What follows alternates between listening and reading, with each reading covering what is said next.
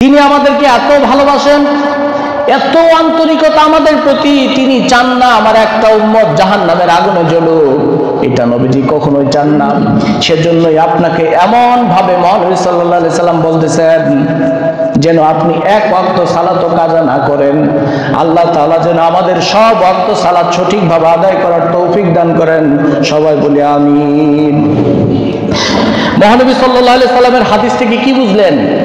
সালাতের গুরুত্ব এত বেশি, অন্যান্য সমস্ত আমলের মাথা এটা, মগজ এটা, এর চেয়ে গুরুত্বপূর্ণ আমল আর পৃথিবীতে নাই।